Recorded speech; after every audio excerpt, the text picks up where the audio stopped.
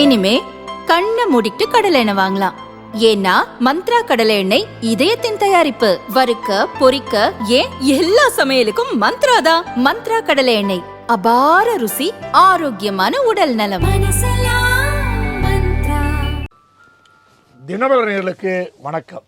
இன்று தமிழக தேர்தல் வாக்குப்பதிவு சிறப்பு நிகழ்ச்சி.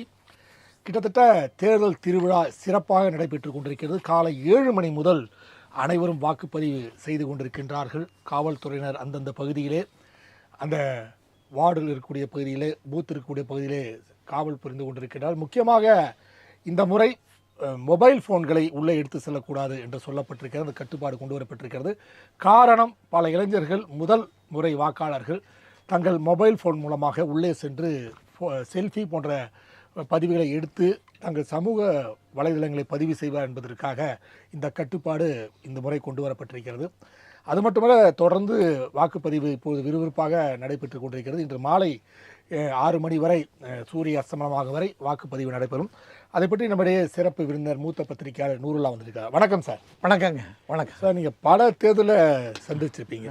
ஒவ்வொரு தேர்தலில் ஒரு சுவாரஸ்யமான நிகழ்வுகள் நடைபெற்றிருக்கும். நிறையா இருக்கு. இந்த தேர்தலில் என்ன ஒரு சுவாரஸ்யமாக நீங்கள் பார்க்குறீங்க சார்? அதுக்கப்புறம் அடுத்த வேறு தேர்தலில் கம்பேர் பண்ணியே சொல்கிறேன். நான் பேச தொடங்கிறதுக்கு முன்னால் என்னை வளர்த்து ஆளாக்கிய தினமலர் நாளிதழுக்கு என்னுடைய நன்றி உணர்வை வெளிப்படுத்தியவனாக நான் பேச ஆரம்பிக்கிறேன். ஏன்னா என்னை வளர்த்து ஆளாக்கி ஒரு மனிதனாக மாற்றி கொடுத்தது தினமலர். எனக்கு 33 ஆண்டுகள் போஷித்தது. இப்போ நீங்கள் பேசும்போது என்ன சொன்னீங்கன்னா, ஓட்டுப்பதிவு நடந்துட்டு இருக்குதுன்னீங்க.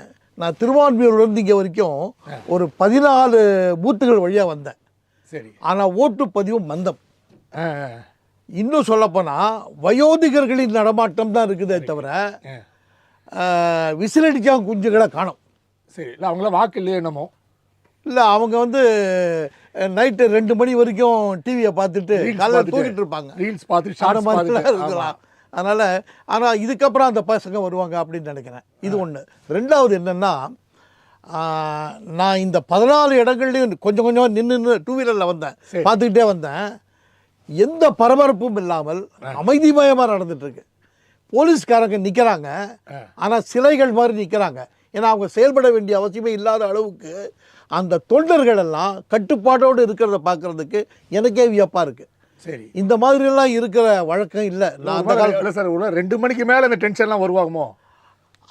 அதாவது 2 மணிக்கு மேலே இனிமேல் வரமாட்டாங்க அப்படின்ற உடனே வராதவங்க யார் யார் லிஸ்ட் எடுத்துகிட்டு அந்த ஓட்டை எப்படி போடுறது, அது வேணா நான் நேரடியாகவே சொல்கிறேன். இறந்தவர்கள்லாம் உயிர் தெரிந்து வரக்கூடிய நாள். அது என்ன வழக்கம்னா, அது அந்த காலத்துலேருந்து என்ன வழக்கம்னா, ஒரு 3 மணிக்கு மேலே இவங்கெல்லாம் வரமாட்டாங்கன்னு ஒரு ஐடியா தெரிஞ்ச உடனே 2 தான் பெரிய கட்சிகள், அதாவது ஆண்ட கட்சி ஆளும் கட்சி, 2 தான்.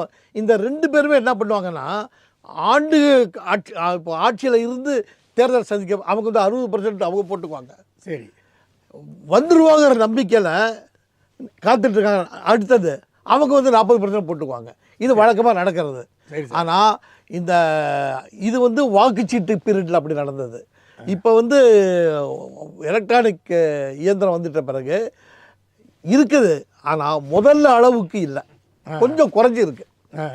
அது இந்த எலக்ட்ரானிக் ஓட்டிங் மிஷினை பற்றி ஒரு சின்ன விஷயத்த சொல்லிடணும். சரி சார். அதாவது இந்தியாவிலேயே தமிழ்நாடு தலை நிமிர்றதுக்கு முக்கியமான 2 விஷயங்கள் இருக்குது தேர்தலை பொறுத்த வரைக்கும். ஒன்று என்னன்னா, டிஎன் சேஷன். ஆமாம். அவர் வந்து தலைமை தேர்தல் கமிஷனாக போய் உட்காந்தார். முதல்ல அவர் தலைமை தேர்தல் கமிஷனெல்லாம் போகல. அவர் பீரியடில் ஒரே கமிஷன் மட்டும்தான் அவர் கமிஷனாக வந்தார். அவர் பண்ணின சீர்திருத்தங்கள்லாம் பார்த்துட்டு, ஒரு தேர்தல் கமிஷனருக்கு இப்படியெல்லாம் கூட அதிகாரங்கள் இருக்குதா, அவங்க நினச்சா இந்த மாதிரி எல்லாமே பண்ண முடியுமான்னு இந்த நாட்டுக்கு முதல் அடையாளம் காட்டவர் அவர் தான். இதுக்கு முன்னாடி இருந்த அதிகாரிகள்லாம் எல்லாம் என்ன பண்ணாங்க, அதை பண்ணிட்டு இருந்தாங்க. ஆனால் இவர் தான் பண்ணாங்க. ஆனால் இவர் என்ன பண்ணார்னா, ஆளுங்கட்சிக்கே தண்ணி காட்டினார். கடைசியில் என்ன ஆச்சுன்னா, கவர்மெண்ட்டால் தாங்க முடியல, இந்த ஆளை எப்படினா அடக்கிறதுன்னு பார்த்தாரு. இந்த 2 கோடுகள் தத்துவம் தான்.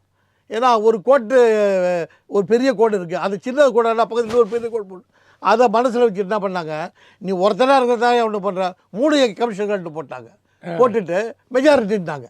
அந்த நீ சீனியர், அதனால சீஃப் எலெக்ஷன் கமிஷனாக இருந்துக்கோ அப்படின்னு போட்டு அந்த 2 பேருக்குமே தண்ணி காட்டினார் இவர். அவருக்கு மாற்றான ஆட்களை போட்டிருந்தாலும் கூட அவர் ஸ்டேஷன் பக்கத்தில் வந்து பயப்படுற அளவுக்கு பண்ணாங்க.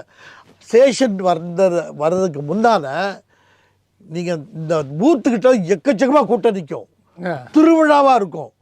வீடு வீடாக லாரி போகும், பஸ் போகும், 2 வீலர் போகும், கார் போகும், ஆட்டோ போகும், மாட்டு வண்டியெல்லாம் போகும் சார். எதுக்காகனா எங்கள் வண்டியில் வாங்க நாங்கள் கொண்டு போய் விட்றோம். அங்கே 2 கட்சிக்காரன் நிற்பாங்க. என் வண்டியில் ஏறுன்னு அவன் சொல்லுவான், இல்லை என் வண்டியில் தான் ஏறுவேன். அந்த வாக்காளை முடிப்பான் யார் வண்டியில் ஏறுறதுன்னு தெரியாமல். இந்த வண்டியில் ஏறினா இதுக்கு ஓட்டு போடுவான்னு அவன் திட்டுவான், அந்த வண்டியில் ஏறினாக்கா இதுக்கு ஓட்டு போட்டு இவன் திட்டுவான்.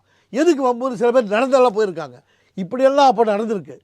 அப்புறம் அந்த எலெக்ஷன் நடக்கிற பூத்துக்கு எதிரில் ஏராளமான கூட்டம் நின்றுட்டு உள்ளே நுழையும் போது எல்லாரும் எங்கள் ஆளாளுக்கு சண்டை போடுவாங்க. அண்ணா இதுக்கு போடுங்க, அதுக்கு போடுங்க, அது போடுங்க. போகும்போது இந்த ஸ்லிப் எடுத்துகிட்டு போங்க. எல்லா ஸ்லிப்பும் எடுத்துகிட்டு தான் உள்ளே போவான். எடுத்துகிட்டு எல்லார் கண்ணிலையும் தெரியதான் நடக்கும். இதெல்லாம் அப்போது 100 மீட்டர் விஷயம் வந்துச்சுல சார். ஸ்டேஷன் வந்துட்ட பிறகு அவர் ஏற்படுத்திய மாறுதல்கள் வந்து பிரம்மாண்டம். ஒரு தமிழ்நாட்டை சேர்ந்தவர் அகில இந்திய அளவில் மிகச்சிறந்த ஒரு ஜனநாயக தேர்தல் முறையை கொண்டு வந்தாருங்கிற வகையில் தமிழகம் பெருமைப்படலாம். அதே மாதிரி சார் வாக்கு எண்ணிக்கையிலும் கூட அங்கே வாக்குச்சீட்டு இருக்கும்போது அப்போல்லாம் ஒரு பகுதியில் தான் வந்து இவர் அதிகமான வாக்கு பெற்று விட்டார், குறைவான வாக்கு பெற்று விட்டார், ஒருவேளை அவர் ஜெயிச்சார்னா அந்த பகுதிக்கு பண்ண மாட்டார் பல விஷயங்கள்னு சொல்லி எல்லாத்தையும் கலந்து வந்து அது ஏன்னா எந்தெந்த தொகுதியில் யாருக்கு அதிகம் யாருக்கு கம்மின்னு தெரியும். அதை வச்சுட்டு இந்த தொகுதியில் இருக்கிறவங்க எனக்கு வேலை செய்யலை அப்படின்னு வெஞ்சன்ஸ் காட்டுவாங்க. அதனால தான் எல்லாத்தையும் கலந்துட்டாங்க. அதெல்லாம் ரொம்ப அற்புதமான விஷயங்கள். இது ஒன்று. 2வது வந்து எலக்ட்ரானிக் ஓட்டிங் மிஷின் சிஸ்டம் வந்தது. அது சுற்றுப்புற சூழலுக்கு மிகச்சிறந்த ஒரு சாதனம். அதை கொண்டு வந்தவரும் தமிழர் தான், TS கிருஷ்ணமூர்த்தி. அவர் சீஃப் எலெக்ஷன் கமிஷனராக இருக்கும்போது 2004ஆம் ஆண்டு அவர் கொண்டாந்தார். அதுக்கு முன்னாடியே முதல்ல கேரளா இன்ட்ரடியூஸ் பண்ணாங்க, அதுக்கப்புறம் ராஜஸ்தான் இன்ட்ரடியூஸ் பண்ணாங்க. அது கொஞ்சம் கொஞ்சமாக அகில இந்திய அளவில் ஒட்டுமொத்தமாக பண்ணது முதல்ல அவர் தான் பண்ணார். ஆக இந்த 2 சீர்திருத்தங்கள்னால இந்தியாவினுடைய தேர்தல் ஜனநாயக முறையை உலக நாடுகளை வியந்து பார்க்குற அளவுக்கான பெருமை நமக்கு கிடைத்தது. இப்போ கூட பாருங்கள், 10 நாடுகளைச் சேர்ந்த தேர்தல் அதிகாரிகள் இந்தியாவுக்கு வந்திருக்காங்க, டெல்லிக்கு வந்திருக்காங்க. எதுக்குன்னா நீங்கள் 5 மாநிலங்கள் தேர்தல் நடத்த போகிறீங்களாமே, எங்கள் மாநிலங்களில் நாங்கள் தேர்தல் நடத்தும் போதெல்லாம் நிறையா குழப்பம் வருது, நீங்கள் எப்படி குழப்பம் இல்லாமல் பண்ணுறீங்கன்னு நாங்கள் தெரிஞ்சுக்கணுன்னு கற்றுக்கிறதுக்காக வந்திருக்காங்க. அந்த 10 நாடுகளை சேர்ந்தவங்களையும் இந்த 5 மாநிலங்களுக்கு சுற்றி காட்டுறதுக்காக அங்கே இருக்கிற தேர்தல் அதிகாரிகள் ஏற்பாடு பண்ணியிருக்காங்க. அவங்க இங்கேயும் வரப்போகிறாங்களாம். இந்த இவிஎம் பற்றி பேசிட்டு இருந்தோம்ல சார், இந்த இவிஎம்ல வந்து எப்போவுமே வந்து எதிர்க்கட்சிகள் வந்து குற்றம் சாட்டிக்கிட்டே இருக்கும். இது வந்து சேட்டலைட்டில் வந்து பண்ணுறாங்க, செல்ஃபோனில் பண்ணுறாங்க அப்படின்னு சொல்லி தொடர்ந்து குற்றம் சாட்டக்கூடிய சூழ்நிலை இருந்துச்சு. அப்புறம் அப்துல் கலாம் அவர்கள் அதை பற்றி ஒரு இது சொன்னதில் எனக்கு நல்ல விஷயம் தான்னாரு. அதே மாதிரி எழுத்தாளர் சுஜாதா அவரும் சொல்லியிருக்காரு இது வந்து ஒரு நல்ல விஷயம்னு சொல்லியிருந்தாரு. பட் இன்னுமே சில எதிர்க்கட்சிகள் வந்து தொடர்ந்து குற்றம் சாட்டிக்கிட்டே இருக்காங்க. இதை பற்றிய விஷயத்தை சொல்கிறேன். நான் வந்து TS கிருஷ்ணமூர்த்தி தான் இன்ட்ரடியூஸ் பண்ணுவார். அவர் எனக்கு நெருக்கமான நண்பர். அவரோட நானே நேரடியாக இதை பற்றி பேசினேன்.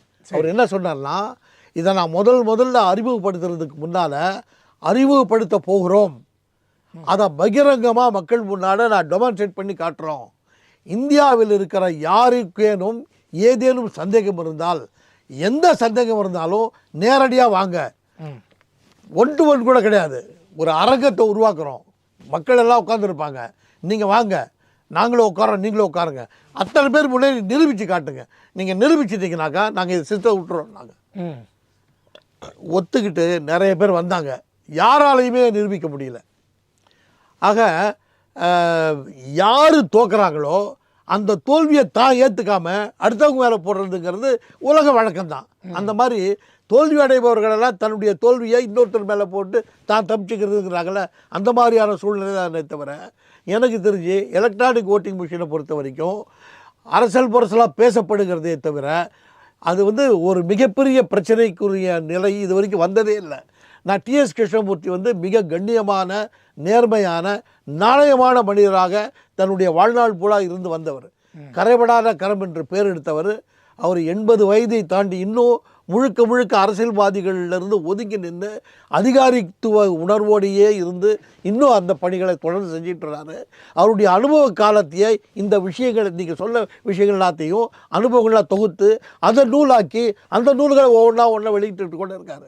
அவர்கிட்ட இப்போ கூட அது என்ன சொல்கிறோம்னா, இப்போ வந்து இந்த மிஷின் தப்பு அப்படின்னு யார் சொல்கிறாங்களோ அவங்க அந்த தப்புங்கிறத நிரூபிக்கணும். அந்த நிரூபிக்கிறதுக்கு இப்போ நிறைய தொழில்நுட்பங்கள் வந்துருச்சு. பள்ளிக்கூடத்து பையன்லாம் புதுசாக ஆப் கண்டுபிடிக்கிறான். அந்த அளவுக்கு பிரெயின் வந்து வளர்ந்துருச்சு. ஸோ இது தப்புன்னு சொல்கிறவங்க அதை நிரூபிக்கிறதுக்கான தொழில்நுட்ப வல்லுநர்களை பிடிச்சி பேசி அதை கொண்டாந்து தேர்தல் கமிஷன் முன்னாடி நிரூபித்து காட்டிட்டாங்கன்னா அவர்களை வந்து ஒரு சலாம் வைக்கலாம். அதே மாதிரி அது பண்ணலை இது வரைக்கும். இன்னொரு விஷயம் என்ன சார் சொல்கிறாங்க, எதிர்கட்சிகள்லாம் சொல்கிறது என்ன விஷயம்னா, அமெரிக்கா போன்ற பெரிய பெரிய வல்லரசு நாடுகளே இன்னும் வந்து வாக்குச்சீட்டுக்கு தான் யூஸ் பண்ணிருக்காங்க. வருஷக்கணக்காக காத்துட்டு இருக்காங்க. ஆமாம், கிட்டத்தட்ட 5-6 நாள் கவுண்டிங் முடியுது. நம்ம அந்த காலத்துலாம் பார்த்தீங்கன்னா 5-6 நாள் கவுண்டிங்லாம் முடியுது. கவுண்டிங் முடிக்க 1 மாதம்லாம் இருக்கு. ஆமாம், ஆயிருக்கு. ஸோ இப்போ இன்னும் அமெரிக்கா போன்ற நாடுகள், அதாவது வல்லரசு சொல்லிக்கூட அமெரிக்கா போன்ற நாடுகள்லாம் கூட இன்னும் வாக்குச்சீட்டு தான் வச்சுருக்காங்க. நம்ம ஏன் வந்து இதை செய்யணும், இதில் ஏதோ ஒரு சூட்சமாக இருக்குது அப்படின்னு குற்றச்சாட்டப்படுது சார். நான் அந்த சூட்சமாக இருக்குதுன்னு யார் சொல்கிறாங்களோ அவங்க அதை நிரூபிக்கணும் சார். அதாவது நம்ம வாய் புளிச்சதோ மாங்காய் புளிச்சதோன்னு பேசக்கூடாது. எதை வேணாலும் பேசுங்க. அதாவது ஜனநாயக நாட்டில் பேசுகிறதுக்கான உரிமை எல்லாருக்கும் உண்டு, தாராளமாக பேசலாம். ஆனால் அந்த பேச்சில் ஒரு ஸ்திரத்தன்மை இருக்க வேண்டும். நீ பேசுகிறதுக்கு முன்னால் எவ்வளவோ பெரிய பெரிய நிபுணர்கள்லாம் இருக்கிறாங்க, ஐடி நிபுணர்களாக இருக்காங்க. அவங்கள கூப்பிட்டு அவங்ககிட்ட பேசி என்ன தப்பு இருக்குதுன்னு அவங்ககிட்ட பேசி கண்டுபிடிச்சி அதுக்குள்ளே சொல்லவே. முன்னால் முடியலன்னா அவர் இப்போ நீ கோர்ட்டுக்கு போனீங்கன்னா நீ பேச மாட்டேன், வக்கீல் பேசுவான். அதே மாதிரி நீ அந்த தொழில்நுட்ப நிபுணர் கண்டுபிடிச்சிட்டாருன்னா அவரை கூப்பிட்டு வந்து on behalf of me he will talk to யூன்னு சொல்லி அவரை ப்ரெசென்ட் பண்ண அவர் பேசட்டும். இது வரைக்கும் யாருமே அப்படி பண்ணலையே. அப்போ என்ன அர்த்தம்னா, நான் குற்றம் சுமத்தவும் வேண்டும், ஆனால் நிரூபிக்கிறதுக்கு அந்த முயற்சிகளை இறங்கவும் கூடாது. இது வந்து ஒரு நியாயமான உணர்வாக எனக்கு படலை. ஸோ குற்றம் சொல்வது தவறில்லை, ஆனால் அந்த குற்றத்தில் இருக்கின்ற நியாயத்தை அது சரி என்பதை உணர்கிற வகையில் சொல்லணும். ஏதோ வாய் பிடிச்சதோ மாங்காய் பிடிச்சி போகிற போக்கில் வீசிட்டு போகிறதுங்கிறது ஒரு நாகரிகமான நிலைப்பாட்டுக்குரியதாக ஆகாது அப்படின்னு நான் நினைக்கிறேன். சார், நீங்கள் வந்து எம்ஜிஆர் காலத்தில் இருந்து நீங்கள் தேர்தலை சந்திக்கிறீங்க.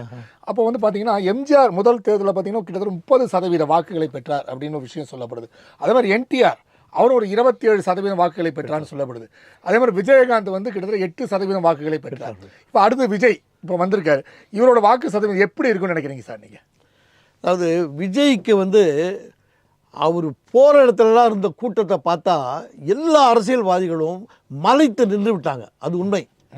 அகில இந்தியாவே இவருக்கு இவ்வளோ கூட்டமாக, ஏன்னா நான் என்னுடைய அனுபவத்தில் நான் பார்த்த வரைக்கும் எம்ஜிஆர், கலைஞர், ஜெயலலிதா இந்த 3 பேரை தவிர வேறு யாருக்கும் கூட்டம் வருதுன்னா அது வந்து திரண்ட கூட்டம் அல்ல, திரட்டிய கூட்டம். நவீன யுகத்தில் திரண்ட கூட்டம் அப்படின்னா அது விஜய்க்கு தான், அது மறுக்கவே முடியாது. ஆனால் அப்படி திரண்ட கூட்டம் அவ்வளோ கூட்டம் வருது பாருங்கள். அந்த வர்ற கூட்டத்தில் பாதிக்கு மேலே ஓட்டுரிமையே இல்லாத வயது கீழே இருக்கிறவங்க, அதை மைனஸ் பண்ணிடணும். அடுத்தது சினிமாவில் பார்த்தவங்க இங்கேயும் பாசம்னு நினச்சி வருவாங்க, அதை கொஞ்சம் மைனஸ் பண்ணணும். அதையும் தாண்டி விஜய்க்கு தான் ஓட்டு போடணும்னு நினைக்கிற உணர்வாளர்கள் இருக்கிறாங்க. சில வீடுகளில் அவனுக்கு வந்து 12 வயசு பையனாக இருப்பான், அவனுக்கு ஓட்டுரிமை இல்லை. ஆனால் அப்பா கிட்ட சண்டை போடுவான், அப்பா நீ விசிலுக்கு போடுப்பா. அது இருக்குது, அது நடக்குது. முன்னாடி சொல்லியிருக்காரு அவர், உங்கள் குழந்தைங்கள்லாம் வந்து உங்கள் அப்பா அம்மா மாமா சித்திக்கிட்டலாம் வந்து எனக்கு இப்போ விஜய் மாமாவுக்கு ஓட்டு போடுங்கன்னு சொல்லுங்கன்னு சொல்லிக்கிட்டு இருக்கிறாங்க. ஆமாம், அவர் சொன்னதை வந்து அவர் அது சின்ன குழந்தைங்களுக்கு என்ன அந்த விவரம் தெரியாதுல்ல, பசுமரத்தை தாண்டி மாதிரி பதிவுமே விஜய் அங்கிள் சொல்லிட்டாரு அப்படின்னு குழந்தைங்க போய் பேசுகிறாங்க. ஆனால் பேசுகிறாங்க, பட் அவங்க பேச்ச சரிம்மா அப்படிக்கே போட்டுறமான்னு குழந்தைய சந்தோஷப்படுத்த சொல்லுவாங்க. ஆனால் அங்கே போகும்போது அவங்க என்ன நினைக்கிறாங்க தான் போடுவாங்க. கண்டிப்பாக. அதனால் விஜய்க்கு கூட்டம் வந்து இருக்குதுங்கிறது மறுக்க முடியாது. அந்த கூட்டம் முழுமையாக அப்படியே ஓட்டாகும் அப்படின்னு சொல்ல முடியாது. ரொம்ப முக்கியமான விஷயம் என்னென்னா, எம்ஜிஆருக்கும் இதுக்கும் வித்தியாசம் என்னன்னு சொல்கிறேன். எம்ஜிஆர் கட்சி ஆரம்பிச்சோட என்ன பண்ணார்னா, வெறும் கட்சியை ஆரம்பித்து எனக்கு இருக்கிற மக்கள் செல்வாக்கை வச்சு ஜெயிக்க முடியும்னு எம்ஜிஆர் நினைக்கல. என்ன நினச்சார்னா, எனக்கு மக்களின் செல்வாக்கு இருக்குது, அந்த மக்கள் செல்வாக்கை வாக்காக மாற்றக்கூடிய ஒரு அடிப்படை கட்டமைப்பு தேவை அப்படின்னு எம்ஜிஆர் நினச்சார். ஏன்னா திமுக அந்த கட்டமைப்பு இருந்துச்சு.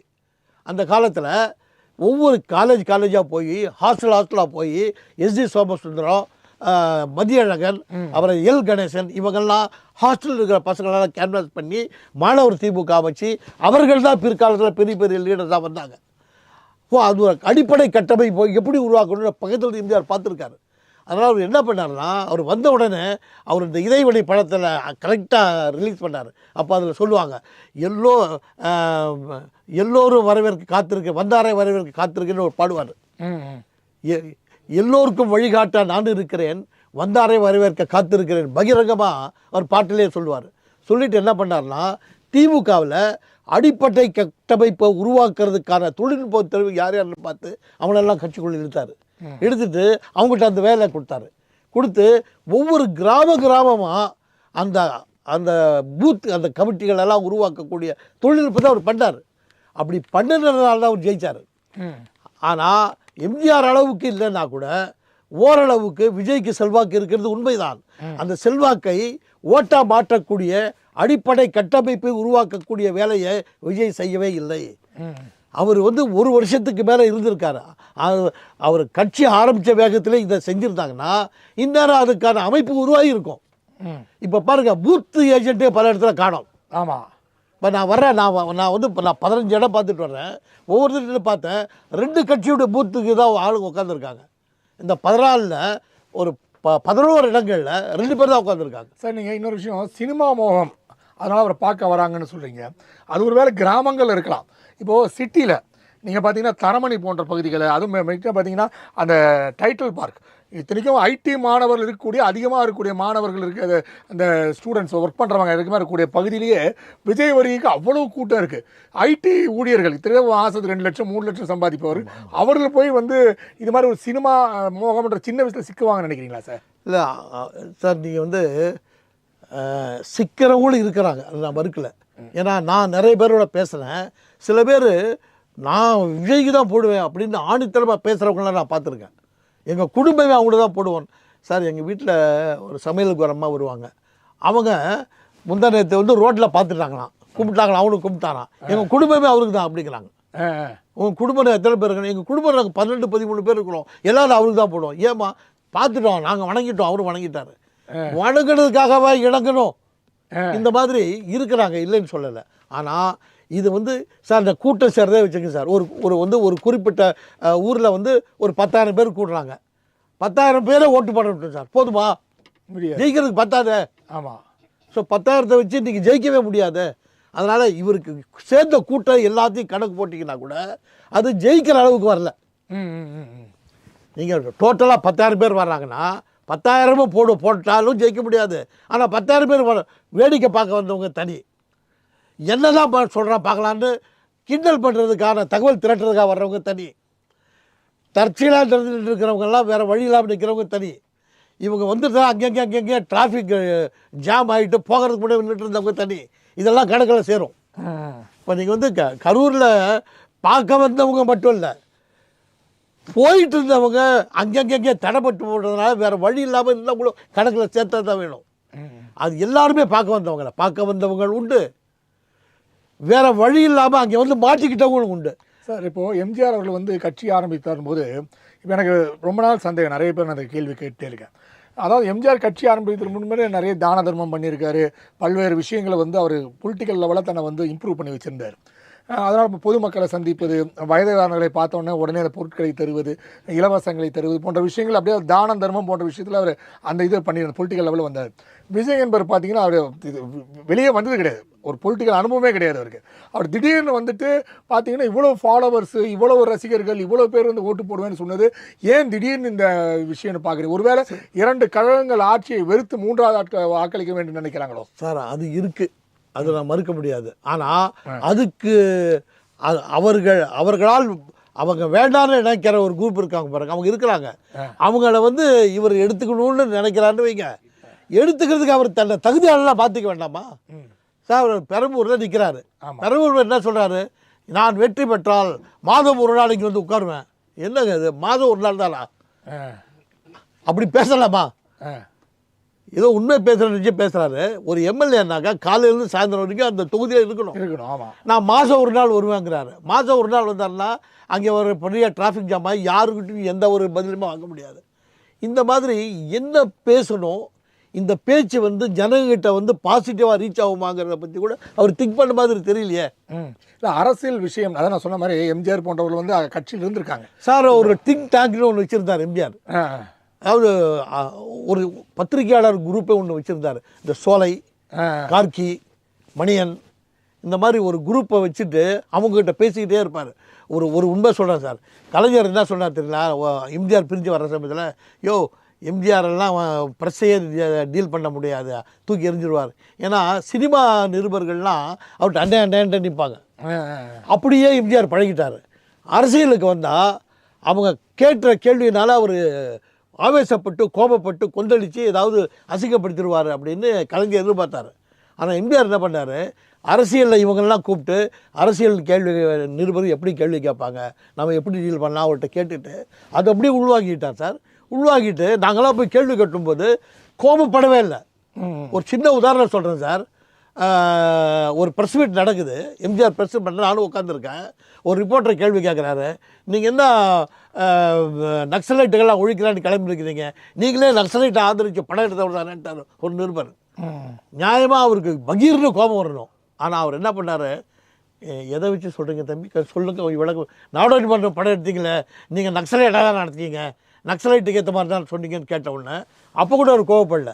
என்ன சொன்னார், தம்பி மறுபடியும் அந்த படத்தை போடுறேன், நீயும் உட்காரு, நானும் பக்கத்தில் உட்காடுறேன், 2 பேரும் உட்காருவோமா, எந்த இடத்துல நான் நக்சலைட்டை ஆதரிக்கிற மாதிரி இருக்கேன்னு சொல்லு, அது மாதிரி பண்ணுறேன். இப்படி அவர் வந்து பைய சொல்லி கொடுத்தாரு. ஆனாலும் என்ன பண்ணாத்தீங்கன்னா அவருக்கு வந்து எம்ஜிஆருக்கு நக்சலைட்டுனா என்ன, அவர்கள் எப்படிப்பட்டவர்கள், அவர்கள் நாம் எப்படி டீல் பண்ணணும்னு தெரியாதனால இப்படி அதை கேள்வி கேட்குறாங்கன்னு ஆர் வீரப்பனை கூப்பிட்டு நக்சலைட்டுகள்லாம் யார், அவங்கள எப்படி டீல் பண்ணுங்கிறதுக்காக ஒரு படம் எடுன்னு சொல்லி, அதான் ராணுவ வீரன் படம். அதில் சிரஞ்சீவியை கொண்டு வந்து அவன் வந்து நக்சலைட்டாக நடிக்க வைக்கிறாங்களே, அது வந்து எம்ஜிஆர் சொல்லி அதுக்காக உருவாக்குற படம் தான் அது. அதுக்கப்புறம் அதே எம்ஜிஆர் தான் வந்து நக்சலைட் ஒழிப்பதற்கு தேவாரத்தை கொண்டு வந்து காலத்தில் அந்த சமயத்தில் நடந்த பிரச்சனை தான் இது. அந்த காலத்தில் நடந்துச்சல சார். ஆமாம், அந்த மாதிரி நடந்தது. இப்போ பாருங்கள், அவங்க போயிட்ட பிறகு சார் நக்சலைட் நோக்கம் சரியாக இருக்கலாம், அந்த நோக்கத்தை ஈடேற்றுக் கொள்வதற்கான வழிமுறைகள் தப்பாக செயல்படுத்துவது தவறாக இருந்துச்சு இல்லையா? ஆமாம், அவங்களுடைய நோக்கம் நியாயமானது, சரியானது. அதை அமல்படுத்துவதற்காக பயன்படுத்திய காரியங்கள் சட்டவிரோதமாக இருக்கின்ற காரணத்தால் ஜனநாயக நாடு அதை சகித்து கொள்ளது. அவ்வளோதான் சார். இன்னொரு விஷயம், இப்போ வந்து பணநாயகமா ஜனநாயகமா இதெல்லாம் பேசிகிட்டு இருக்காங்க. இப்போ காலையில் கூட ஒருத்தரை சந்தித்து வாக்களிச்சுட்டு வந்த ஒரு பிளம்பர், அவர் வந்து சொல்கிறாரு, இப்போ எங்கள் வீட்டில் 4 பேருங்க, தலைக்கு 1000 ரூபா கொடுத்துட்டாங்க, நான் வந்து 2000 எதிர்பார்த்தேன், 8000 தருவான்னு 4000 தான் கொடுத்துருக்காங்க, அதனால் வந்து கொடுத்தது வந்து ஆளுங்கட்சி, எதிர்கட்சியெலாம் தரவே இல்லை இன்னும், அதனால் யாருக்கும் ஓட்டு போட மாட்டேன்பா, நான் மட்டும் சுயேட்சைக்கு ஓட்டு போட்டுருவேன்டா அப்படின்னு சொல்கிறார். அதாவது பணம் வாங்கினாதான் தேர்தல் வாக்களிப்போம் அப்படின்னு மனநிலைக்கு மக்கள் தள்ளப்பட்டிருக்காரு. எப்படி பார்க்குறீங்க சார்? இல்லை, எல்லாரும் அப்படி இல்லை, அப்படி இருக்கிறாங்க, இல்லைன்னு சொல்லலை. நான் என்ன நினைக்கிறேன்னா, இந்த பணநாயகத்தை ஒழித்து ஜனநாயகத்தை பேண வேண்டும் என்றால் வாக்காளர் குணநாயகர்களாக மாற வேண்டும். அவர்கள் குணநாயகர்களாக மாறிவிட்டால் பணநாயகத்தை ஒழிக்க முடியும், ஜனநாயகத்தை தழைக்க முடியும். அது இல்லாமல் இருக்கிறவங்க சிலர் இப்படி பேச தான் செய்வாங்க. ஆனால் அவங்க பேசுகிறத வச்சு நீங்கள் ஒரு முடிவுக்கு வராதிங்க. அவன் ஓட்டு போட போகும்போது அவன் மனசு மாறிடும். பேசியிருக்கா இல்லைங்கள, ஆனால் அந்த காசு வந்து நிச்சயமாக வேலை செய்துங்கிறத மறுக்கலை, வேலை செய்யுது. என்னதான் நீங்கள் கட்டுப்பாடுகள் விதித்தாலும் அதையும் தாண்டி கொடுத்துட்டு தான் இருக்கிறாங்க. அதாவது கொடுக்காதுன்னு சொல்கிற ஆளுங்கட்சியும் கொடுக்குறாங்க, தடுக்கிறாங்கன்னு எதிர்கட்சியும் கொடுக்குறாங்க. ஸோ இது வந்து அவங்களுக்குள்ள சரிசமம். இப்போ என்ன ஆயிடுச்சுன்னா, இந்த கட்சி என்ன சொல்கிறான், ஐயோ அவன் காசு கொடுத்தானா நீ தடுக்காத, ஏன்னா அவன் வாக்காளர் என்ன நினைப்பான், எனக்கு காசு கொடுக்க வந்தால் இவன் தடுத்துட்டான், அவனால் இவனுக்கு ஓட்டு போடக்கூடாது, அப்படி ஆயிடுச்சு. இப்போ இல்லை சார், பல கிராமங்களில் எங்களுக்கு பணம் தரலன்னு மக்கள் வந்து போராட்டம் பண்ணுற லெவலுக்கு தினவரில் செய்தியாக பார்த்தேன். ஆமாம், அது மாதிரி ஒரு சூழ்நிலை, மக்கள் வந்து பணம் வாங்கியே தீருன்ற லெவலுக்கு ஒரு மைண்ட் செட்டுக்கு வந்துட்டாங்க இல்லையா? இது நம்ம ரொம்ப சூடாக போயிட்டு இருந்தோம், கொஞ்சம் சுவாரஸ்யத்துக்கு கீழே இறங்கலாம். ஒரு சின்ன விஷயம், இப்போது முதல்ல வண்ண பெட்டிகளில் தான் ஓட்டு போடுறாரு. ஆமாம் ஆமாம், பச்சை பொட்டியில் போட்டு மஞ்சள் பொட்டி காலை, அதுக்கப்புறம் தான் வாக்குச்சீட்டு வந்துச்சு. வாக்குச்சீட்டு வந்த உடனே எல்லாருக்கும் சின்னம் கொடுத்தாங்க. அதில் என்ன தமாஷாச்சுன்னா, நான் சொல்கிறேன் 1999க்கு முந்தைய விஷயத்த சொல்கிறேன். அப்போல்லாம் என்ன பண்ணுவாங்க, ரெட்டை புறா பறவை சின்னம்லாம் கொடுப்பாங்க, சிங்கம் கொடுப்பாங்க, யானை கொடுப்பாங்க, கிளி கொடுப்பாங்க, இந்த மாதிரி விலங்குகள் பறவைகள்லாம் சின்னதாக கொடுப்பாங்க. இது என்ன ஆயிடுச்சுன்னா அந்த பிராணி நல வாரியத்திற்காக கம்ப்ளைண்ட் பண்ணி பொதுமக்கள்லாம் கம்ப்ளைண்ட் பண்ணி கோர்ட்டெல்லாம் தலையிட்டு 1999 இனிமேல் பறவைகள் மற்றும் விலங்குகளுடைய சின்னங்கள் தரக்கூடாதுன்னு முடிவு பண்ணாங்க. அதுக்கு இன்னொரு முக்கியமான காரணம் என்னன்னா, ஆனால் பிஎஸ்பி இன்னும் யானை சின்னம் வச்சுருக்காங்க. அது என்னன்னு கேட்குறேன். ரெண்டுக்கும் இருக்குது. பிஎஸ்பிக்கு யானை இருக்குது, இது அகில இந்திய ஃபார்வர்ட் பிளாக்குக்கு சிங்கம் இருக்குது. இது இந்த முடிவு எடுப்பதற்கு முன்னாடியே வாங்கிட்டாங்க. ஓ சரி சரி. அவங்க இன்னும் அங்கீகரிக்கப்பட்ட கட்சியாக இருக்கிறாங்க. ஒரு சின்ன உதாரணம் சொல்கிறேன். மதத்தின் பேரால் எந்த கட்சிக்கும் அங்கீகாரம் கொடுக்கணும்னு விதி இப்போ வந்த விதி. ஆனால் முஸ்லீம்களுக்கு இருக்குதே, ஏன்னா இந்த விதி வர்றதுக்கு முன்னாடியே அந்த கட்சி இருந்தது. சரி சரி. அதனால் அதே மாதிரி தான் இந்த யானையும் சிங்கமும் இந்த சட்டம் வர்றதுக்கு முன்னாடியே கொடுத்துட்டதுனால தடுக்க முடியல. அதனுடைய அங்கீகாரம் என்றைக்கு லூஸ் ஆகுதோ அப்போ பிடிக்குவாங்க. ஸோ இதில் என்னாச்சுன்னா, ஒரு சுயேட்சை வேட்பாளருக்கு சேவல் சின்னம் கொடுத்துட்டாங்க. அவன் என்ன பண்ணான், பிரம்மாண்டமான ஒரு அழகான சேவலை பிடிச்சி அதை அழகாக அலங்காரம்லாம் பண்ணி அதுக்கு மாலெல்லாம் போட்டு ஒரு ஒரு அலங்காரமான மேடை பண்ணி மேடையில் அதுக்கு சேவலை வச்சு என்னுடைய சின்னம் இதான் பாருங்கள் ஓட்டு போடுங்க பண்ணிக்கிட்டே வந்தான். ஒரு கழுகு சேவலை அப்படியே கவிட்டு போயிடுச்சு, கத்துறா, ஐயோ சேவல் போயிடுச்சு சேவல். இது அப்போ பரபரப்பாக சீரியல்லாம் ஆச்சு. இன்னொருத்தர் என்ன பண்ணால், புலிக்கு சின்னம் கிடைச்சது. அவன் சர்க்கஸ் கம்பெனிலேருந்து ஒரு புலியை பிடிச்சி ஒரு கூண்டல் அடைச்சி அதை ஊர்வலமாக கொண்டு ஆரம்பிச்சிட்டாங்க. இதெல்லாம் பார்த்து தான் நீங்கள் விலங்குகளையும் பறவைகளையும் நீங்கள் சின்னங்களாக கொடுக்குறீங்க, அவங்க அந்த பிராணிகளை வதைக்கிறாங்க, அவங்க இதெல்லாம் கொடுக்காதீங்க அப்படின்னு பிராணிகளை வாரியத்திலேருந்து கம்ப்ளைண்ட் பண்ணி கோர்ட்லலாம் வாதாடி பப்ளிக்கில் எல்லாம் கடுமையான பேசி அதுக்கப்புறம் தான் சட்டம் கொண்டு வந்தது. இப்போ அதெல்லாம் இல்லாமல் போயிடுச்சு. சார் இன்னொரு விஷயம், இப்போ நீங்கள் இந்த சின்னங்களை பற்றி பேசும்போது சீமான் ஒரு 6 ஆண்டுக்கு முன்னாடி ஒரு ப்ரெஸ் மீட் ஒன்று வச்சுருந்தார். அதை நானும் கலந்துக்கிட்டேன். அப்போ அவர் சொன்ன விஷயம் என்னன்னா, இந்த சின்னங்கள் பொதுமக்கள்கிட்ட பெரிய தாக்கத்தை ஏற்படுத்துது. ஸோ சின்னங்கள் இல்லாமல் வெறும் எண்கள் வச்சு நீங்கள் போட்டால் தான் அந்த தொகுதியில் யார் நல்லவர்கள் கெட்டவர்கள் அப்படின்னு முறையில் பார்த்து நல்லவருக்கு வாக்களிப்பாங்க. நீங்கள் சின்னத்தை கொண்டு வந்தீங்களா, அந்த சின்னம் யார் தலைவர் யாருன்னு பார்த்தா வாக்களிக்கிறாங்க. அதனால் சின்னத்தை ஒழித்து எண்களை கொண்டு வரணும்ன்ற ஒரு விஷயத்தை கொண்டு வந்தார். அதுக்காக பெரிய அளவில் பேச்சு நடைபெறவில்லை. இப்படி கொண்டு வரதுக்கான முயற்சி நடப்பிடுச்சு இல்லை சார்? இல்லை, இது என்னன்னா, எழுத படிக்காத பழங்குன்னு இருக்காங்கல்ல, அவங்களுக்கு இந்த சின்ன 1 2 தெரியாதவங்களும் இன்னும் இருக்காங்களே, அவங்க எப்படி கண்டுபிடிப்பாங்க? சின்னம்னாக்க சின்னம் பார்த்தோன்னே எல்லாருக்கும் தெரியும். ஆனால் நீங்கள் ஒரு 13வது ஒரு கேண்டிடேட் இருக்காங்க, 13 படிக்க தெரியாதவங்க இருக்காங்க, அவங்க கதி என்ன வருது? அதனால் 100% லிட்ரஸி உள்ள நாட்டுக்கு தான் இது பொருந்தும். ஆனால் நம்ம நாடு அமெரிக்கா போன்ற நாடுகளில் டெமோக்ரஸிக்கும் ரிப்பப்ளிக் பார்ட்டிக்கெல்லாம் பெரிய விஷயம் இல்லை, அவங்களுக்கு சின்னங்கள் தான் இருக்கு இல்லையா சார்? ஆமாம், அவங்களுக்கு சின்னம் கொடுக்குறாங்க. அதனால் சின்னம்ங்கிறது ஒரு பொதுவான நிலைப்பாடு. அதுதான் நீங்கள் சொன்னது நல்ல, அது ஒரு நல்ல யோசனை தான். அது 100% லிட்ரஸி உள்ள நாட்டுக்கு தான் பொருந்துமே தவிர நம்மளது மாதிரி இன்னும் நம்ம 100% லிட்ரஸி வரவே இல்லையே. நம்ம சில மாநிலங்களில் 60% தாண்டலை. நாம் 80 90ன்னு போயிட்டோம். ஆனால் சில மாநிலங்கள் பார்த்திங்கன்னா 40-42%லாம் இருக்குது. இந்த மாதிரி ஒரு கல்வி அறிவு குறைந்த மக்களை கொண்ட நாட்டில் இந்த 1 2 3 4ங்கிறது அதை படிக்கக்கூட தெரியாதவங்களோட நம்ம பாதிப்புக்குள்ளான மாதிரி ஆகிடும். அதனால் அது சாத்தியம் இல்லைன்னு நான் நினைக்கிறேன். சார் இன்னொரு விஷயம் நீங்கள் சொன்னீங்க, பல தேர்தல் சுவாரஸ்யங்க சொன்னீங்க, இந்த சிங்கம் போன்ற விஷயங்கள்லாம். இன்னொரு விஷயம் கேளுங்க, நம்ம உக்கம் சந்தன் ஒரு எம்எல்ஏ இருந்தார், காங்கிரஸ்கார். அவர் ஏடிஎம்கேக்கு வந்தார். டிஎம்கே கூட வந்தார்ல சார் அவர்? அதுக்கப்புறம் டிஎம்கேக்கு வந்தார். அவர் டிஎம்கே செங்கல்பட்டு அதில் இருந்தார்ல, அது வந்தார். அவர் இதில் அவர் மதுராந்தகத்துக்கு எம்பி. அவர் எந்த அளவுக்கு வந்தவர்னா, மதுராந்தக ஏரி உடைப்பு ஏற்பட்ட பிறகு கிராமங்களுக்குலாம் தண்ணி பூந்துருச்சு. அப்போ அந்த கிராமத்தில் இருக்க மக்களுடைய குடிசைகள்லாம் போயிட்ட உடனே 1000 பேருக்கு மேலே எல்லாரையும் கூப்பிட்டு தன்னுடைய பண்ணை வீட்டில் இருக்க வச்சு மாசக்கணக்கில் சவுராக்கி போட்டார். அவ்வளோ ஒரு பண்புள்ள மனுஷன் அவர். அவருக்கு நியாயமாக சீட்டு கொடுத்துருக்கணும். காங்கிரஸில் அவருக்கு சீட்டு கொடுக்காம கடைசி நிமிஷத்தில் ஏமாற்றிட்டாங்க. இந்த வாட்டி மாதிரி என்ன ஆச்சு தெரியுங்களா? அவர் கோபத்தில் ஒரு 95 பேரை பிடிச்சிட்டு எல்லாருக்கும் அவரே பணத்தை கட்டி சுயேட்சா போட்டார் அந்த தொகுதியில். கடைசியில் வாக்குச்சீட்டு நம்ம தினமலர் நியூஸ் பேப்பர் அளவுக்கு பெருசாகிடுச்சு. அதை எதுன்னு பார்க்கறதுக்குள்ள டைம் இல்லை. அவன் கத்துறா, யோ டைம் சீக்கிரம் போட்டு சீக்கிரம். சார் எத்தனை இருக்குன்னு பார்க்கறதுக்கே முடியல. ஒருத்தன் பார்த்து முடித்து ஓட்டு போட்டு வர்றதுக்கே 15 நிமிஷம் ஆகிடுது. அது ஒன்று. அதை மடித்து போடும்போது அந்த வாக்கு பெட்டி இருக்குது பாருங்கள், அதுக்குள்ளே போட்டால் உள்ளே போக மாட்டேங்குது. அது வந்து ஒருத்தன் வந்து எங்கள் போக மாட்டேங்கிறவனா அந்த அந்த கம்பி மாதிரி வச்சு அந்த கம்பியை குத்துறாங்க, கம்பி வந்து அந்த ஓட்டுச்சியில் கிழிக்குது. அவன் சண்டைக்கு வர்றான், ஏன் ஓட்டு செல்லாதுன்னு ஆகிடும், நீ எப்படி கிழிக்கலாம், சண்டை இதெல்லாம் நடந்துச்சு. சார் அதே மாதிரி மொடக்குறிச்சி 2 தொகுதிகளை இப்போ நடக்கும்போது அந்த தொகுதியோட பிரச்சனை நெசவாளர்கள் பிரச்சனை நினைக்கிறேன். கிட்டத்தட்ட 150 பேர் வந்து அதுக்கப்புறம் இந்த ஆரம்பிச்சு வச்சவரு இருந்தான். அது 2 தொகுதியில் அந்த மாதிரி நடைபெற்றுச்சு. அதுக்கப்புறம் தான் வந்து அந்த காப்பு தொகையை வந்து அதிகம் 5000 நினைச்சு அப்புறம் 15000 ஆக்கினாங்க இல்லையா, அதிகமாக பேர் பண்ணக்கூடாதுன்ற சூழ்நிலை வந்துச்சு. இப்படி ஒரு சூழ்நிலையை உண்டாக்கி கொடுத்தவர் உக்கம்சந்த் தான். இன்னொரு சுவாரஸ்யம் இருக்கு கேளுங்க.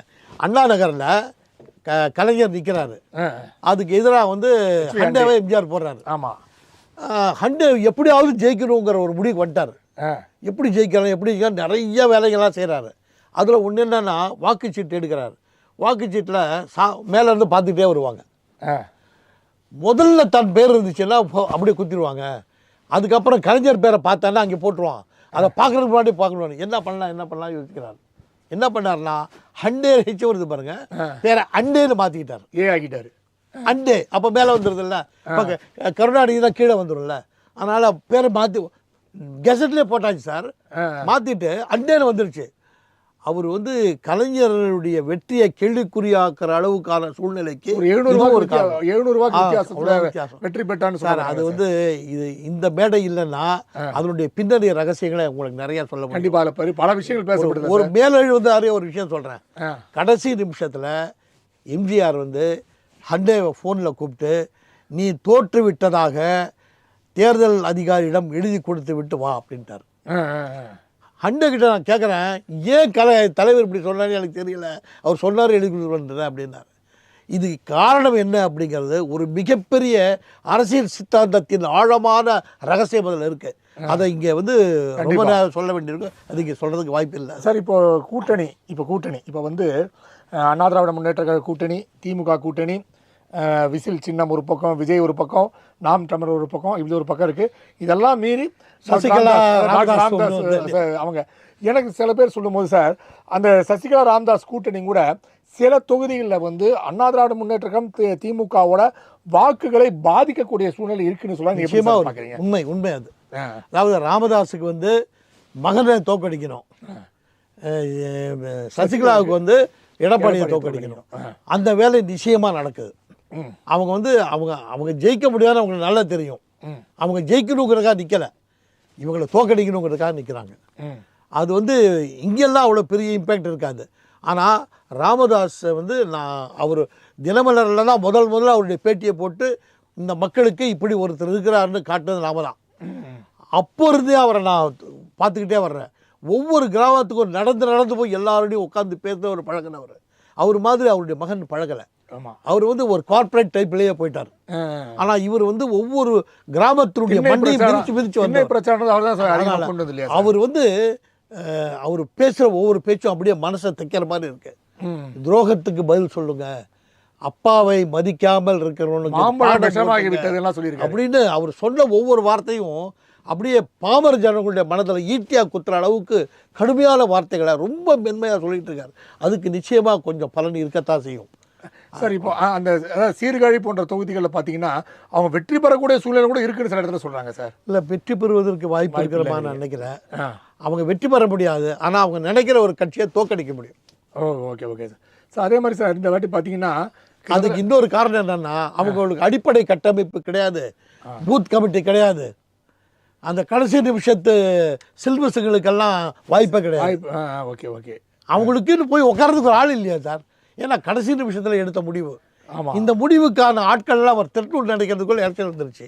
அதனால் அவங்க வந்து மேலெழுந்த வாரியாக தான் எலெக்ஷன் ஃபேஸ் பண்ண முடியுமே தவிர வெற்றி பெறும் அளவுக்கான ஒரு ஆழமான அடித்தளத்தை அவங்க அமைக்கவே இல்லை. அதனால் ஜெயிக்கிறது கஷ்டம் சார்.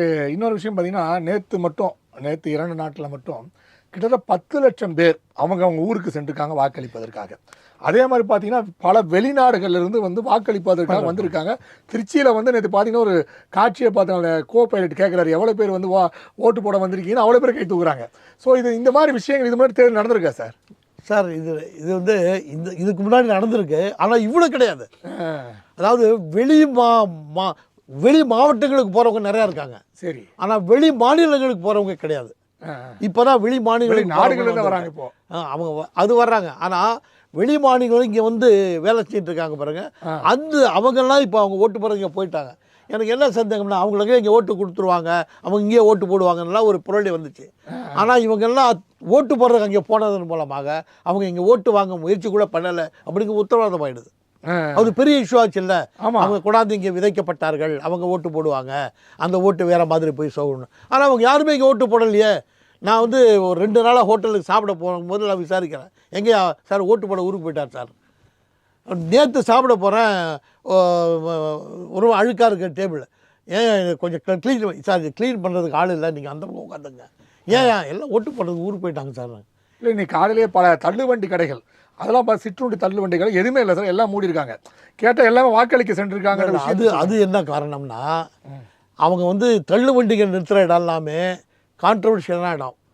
அதனால் அந்த இடத்துல நிறுத்தக்கூடாது அப்படின்னு. நானும் பல இடங்களில் அந்த சாலையோர கடைகள் இருக்குது பாருங்கள், இப்போல்லாம் நடைபாதையே கிடையாது, எல்லாமே கடைபாதை ஆகிடுச்சு. அது எல்லாத்தையும் தேர்தலுக்காக நிறுத்தி வச்சுருக்காங்க, எல்லாம் மூடி வச்சுருக்காங்க.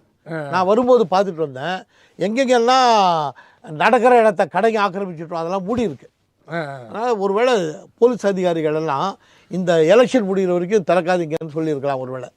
இன்னொரு விஷயம் சார், இப்போ இந்த தேர்தலில் வந்து பிரச்சாரம் என்பது ஒரு மிகப்பெரிய ஒரு இடத்தை பிடித்திருக்குதுன்னு சொல்லலாம். அதாவது முதல்ல எனக்கு தெரிஞ்சு ஒரு மார்ச் மாதம் வரைக்கும் திமுக தான் ஒரு பீக்கில் இருந்தாங்க. அப்புறம் வந்து எடப்பாடியார் வந்து பிரச்சாரத்தை துவங்கினார் எடப்பாடி. அதுக்கப்புறம் அண்ணாமலை பிரச்சாரத்தை தொடங்கினார். அப்போ பார்த்தீங்கன்னா இந்த என்டிஏ கூட்டணி கொஞ்சம் வலு சேர்க்கிற மாதிரி கொஞ்சம் இடங்களில் வந்து கொஞ்சம் பரபரப்பாக பேசப்பட்டது. அதுக்கப்புறம் தான் அண்ணா திராவிட முன்னேற்ற கூட்டணிக்கே வந்து கொஞ்சம் வாக்கு சதவீதம் உயருமா, வெற்றி பெறுவார்களா அப்படி நம்பிக்கையில் வராச்சு. அது உண்மை. ஏன்னா அண்ணாமலை வந்து ஃபீல்டில் இறக்கி விடப்பட்டு அவர் பேசின போகும்போது ஒரு பெரிய பூஸ்ட் ஏற்பட்டதுங்கிறது உண்மை. அது எனக்கு ஆச்சரியம். ஏன்னா இதே கடைசி நிமிஷத்தில் விடுறாங்கன்னு தெரியல. ஆரம்பத்திலே விட்டுருந்தா இன்னும் கொஞ்சம் கூட வாய்ப்பு இருந்திருக்கலாம். ஆனால் அவர் களத்தில் இறங்கினது ஒரு வாரம் தானாலும் அந்த ஒரு வாரத்தில் I shot is impact on the developments. அது உண்மைதான் அது. ஆனால் அவங்க வந்து நான் நினைக்கிறேன் இது வந்து புதுசாக வந்திருக்கார் நவீன், அவரு கூப்பிட்டு பேசி பண்ணாருக்காருன்றாங்க. அவர் ஒரு இளைஞர், இவரும் இளைஞர் இல்லையா? அதனால இளைஞர்களுக்கும் ஏற்பட்ட ஒற்றுமையினால கூட அந்த மாதிரி நடந்திருக்கலாம். இல்லை, பீகார் தேர்தலில் வந்து நவீன் நல்லபடியாக செயல்பட்டனால்தான் தேசிய தலைவர் ஆக்கினாங்கன்ற ஒரு செய்தி உண்டு. ஸோ அந்த தேர்தல் களங்களை பார்த்ததுனால அவருக்கு எளிதாக இருந்திருக்கும்னு நினைக்கிறேன். இல்லை, அது மட்டும் இல்லைங்க. இப்போ வந்து நான் அறிந்த வரைக்கும் எல்லா கட்சிகள்லையுமே இப்போ அடுத்த தலைமுறையை சந்திக்கக்கூடிய இளைஞர்களை தேடி தேடி திரட்டி அவர்களை ஒழுங்குபடுத்திட்டு இருக்கிறாங்க அப்படின்னு நான் நினைக்கிறேன். திமுக அப்படிதான். கலைஞர் இருக்கும்போது ஸ்டாலினை உருவாக்கினார், இப்போ ஸ்டாலின் இருக்கார், அவர் வந்து உதயநிதியை உருவாக்கிட்டு இருக்கிறாரு. அப்போ எல்லாருமே அடுத்த தலைமுறையை பற்றி திங்க் பண்ண ஆரம்பிச்சிட்டாங்க. அதே மாதிரி தான் இப்போ பிஜேபி ஏடிஎம்ல அது மாதிரி இல்லை இருக்கிற மாதிரி தெரியலையா சார்? இல்லையா? அதனால தான் அது வளர்றது கஷ்டமாக இருக்குது. அதாவது எம்ஜிஆர் வந்து ஜெயலலிதா உருவாக்கி விட்டுட்டு போனார். ஜெயலலிதா சாவரவருக்கு யாருமே உருவாக்கலையே. உருவாக்கல மட்டும் இல்லை, உருவாகிறதுக்கான முயற்சி பண்ணவங்களாம் டம்மி ஆகிட்டாங்களே. அவங்க வந்து என்ன நான் சொல்கிறத செய்கிறதுக்கு தான் ஆள் வேணுமே தவிர என்ன செய்யலான்னு சிந்திக்க தெரியுமே எனக்கு வேண்டாம் அந்த அம்மா.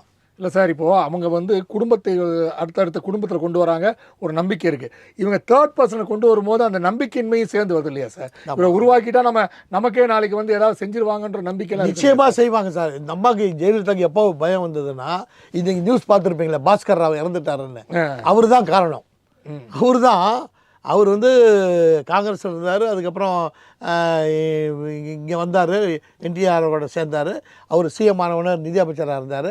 அவர் சிகிச்சைக்காக ஃபாரினுக்கு போயிருக்கும்போது இவர் எம்எல்ஏக்களை திரட்டி இவர் சிஎம் ஆகிட்டார்.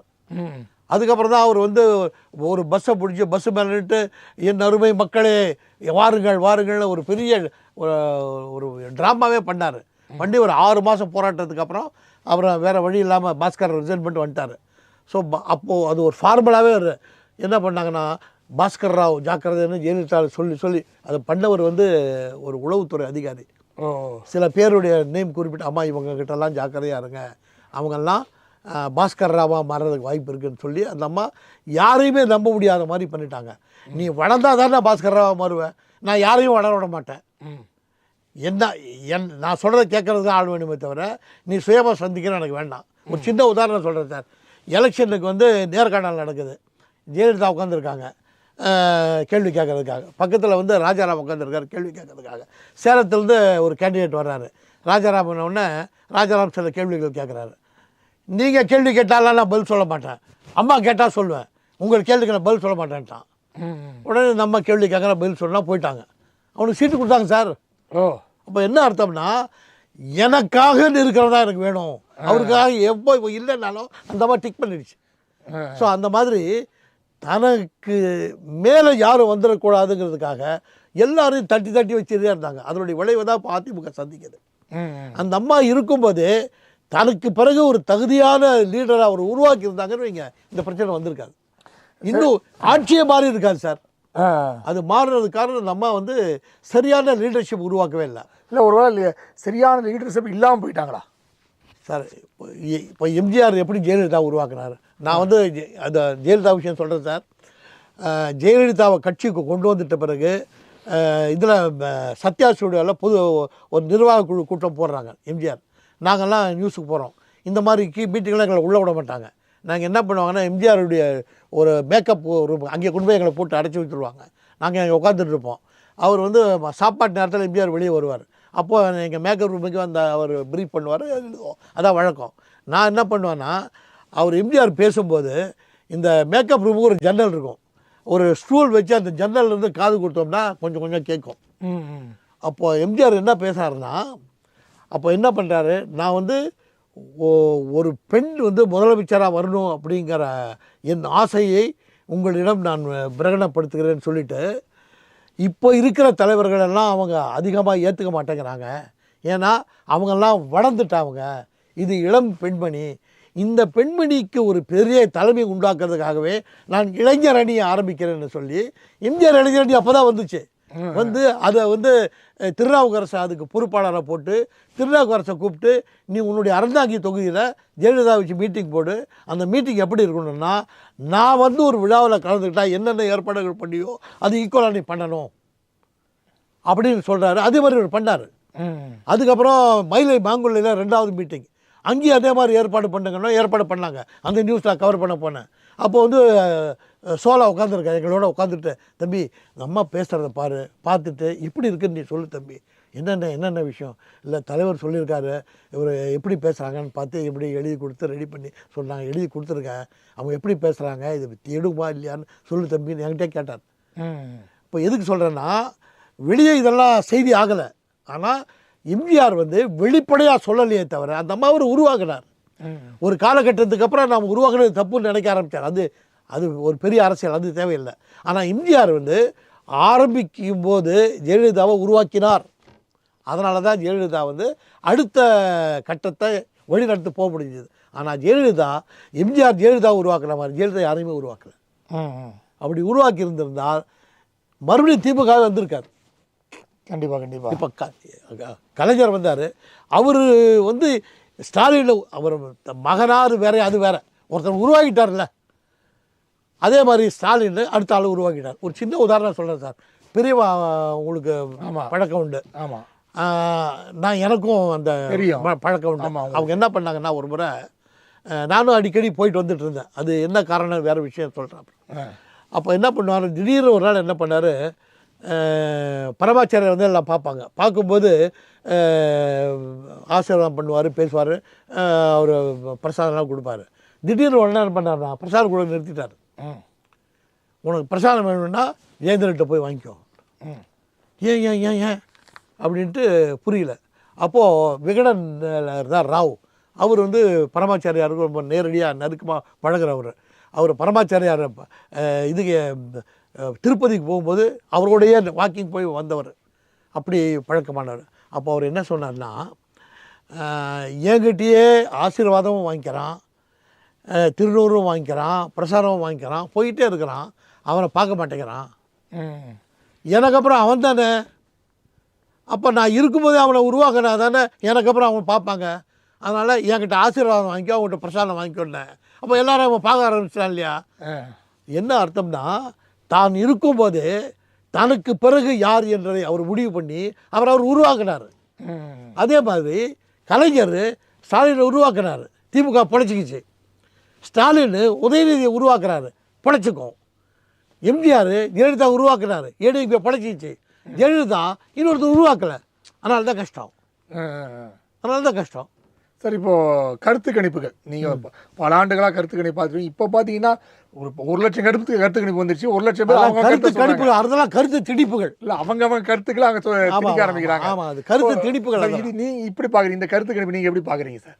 சார் எந்த கருத்து நான் கருத்து கணிப்பு பண்ணவங்கள போய் பார்த்துருக்கேன் சார். என்ன பண்ணுறாங்கன்னா, அந்த ஓட்டு போட்டு வெளியே வர்றவங்ககிட்டலாம் கேட்குறாங்கல்ல, ஆமாம், கேட்கறதுக்காக நிற்கிறாங்க எக்ஸிட் போல். ஆனால் அந்த ஓட்டு போட்டு வெளியே வர்றதுக்கு 2 வழி இருக்குது. அதில் வந்து ஒரு 60% பேர் அந்த வழியில் போகிறாங்க, 40% பேர் இந்த வழியில் வர்றாங்க. அப்படி கூட ஒரு வழி இருக்குன்னு தெரியாமல் இங்கே வர்றவங்ககிட்டே கேட்டுக்கிட்டே இருக்கான். இதை வச்சு அவன் முடிவுக்கு வர்றான். 60% போயிட்டாங்கல்ல, அவங்க பேசுகிறது யார் கேட்குறது? கேட்கவே இல்லை. அதனால் கிடைச்சதை வச்சு அவன் சொன்னானே தவிர எல்லாத்தையும் திரட்டி சொல்லலை. அதுக்கான வாய்ப்பு அவனுக்கு இல்லை. அதனால் இது வந்து அனுமானத்தில் சொல்ல போதுவதை தவிர ஆதாரத்தோடு சொல்லுவது அல்ல. சார் இன்னொரு விஷயம் பார்த்தீங்கன்னா, இப்போ கருத்து கணிப்புகள் என்பது ஒரு பொய்யான விஷயமா பார்க்கப்படுகிறது. ஏன்னா இப்போ நான் சொன்ன மாதிரி மொபைல் ஃபோன் ஓப்பன் பண்ணாலே ஒரே கருத்து கணிப்பு, அவங்கவுங்க தன்னோட கருத்து கணிப்பு தெரிவிச்சிட்டு இருக்காங்க. அந்த சூழ்நிலை இருக்குது. ஏன்னா அது கருத்து கணிப்புங்கிறது ஒரு வியாபாரம் ஆயிடுச்சு. ஆமாம் சார். ஒரு காலத்தில் பார்த்தீங்கன்னா தாங்கள் வாக்கு யாருக்கு செலுத்துகிறோன்னு சொல்லுவதே ரகசியமாக வைக்கணும், இது வரைக்கும் இருக்குது.